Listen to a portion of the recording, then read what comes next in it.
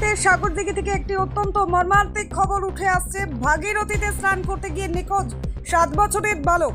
মুর্শিদাবাদের সাগরদিঘি ব্লকের কাবিলপুর অঞ্চলের তেঘড়িপাড়া এলাকার দিদির সঙ্গে ভাগীরথী নদীতে স্নান করতে গিয়ে তলিয়ে গেল।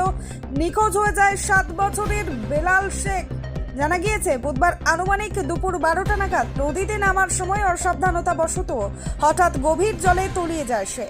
দিদির চিৎকারে স্থানীয়রা ছুটে এসে দিনভর তল্লাশি চালালেও কোনো খোঁজ মেলেনি। বৃহস্পতিবার ডুবুরি নামিয়ে আবারও তল্লাশি চালানো হয়, তবে এই প্রতিবেদন লেখা পর্যন্ত বালকের সন্ধান মেলেনি। ঘটনায় এলাকায় নেমে এসেছে গভীর শোকের ছায়া। কালকে একটা বাচ্চা ছেলে ডুবে গেছে, তাই পুলিশ এসে ডুবারও এসছে, সব খোঁজাখুঁজি করছে। এইসব 2-3 জন এসেছিল, ওরা স্নান করতে।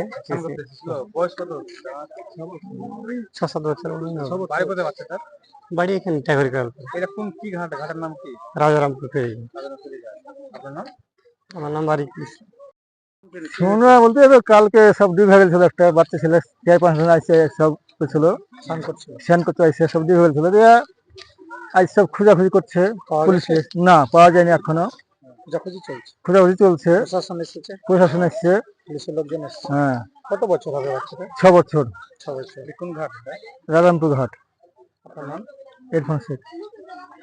মানুষজন কেন ব্যাপারটা বলতে কালকে 11টা-12টার দিকে 5-6 জন মিলে চান করছিল, আর বড় বোন এসেছিল, ওকে একবার বারণ করেছিল, বলেছিল চান করিস নি, ঘরে যা, এই বলে চলে গেল।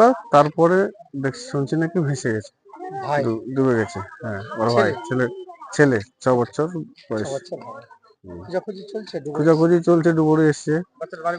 বাচ্চার বাড়ি বেশি দূর নেই, পাশে। আমি যাতায়াত করি।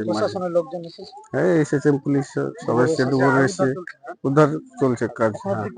এখনো পাওয়া যায়নি, চলছে। আপনার নাম পরিচয়? আমার নাম বদরুল, ঘাট রাজারামপুর।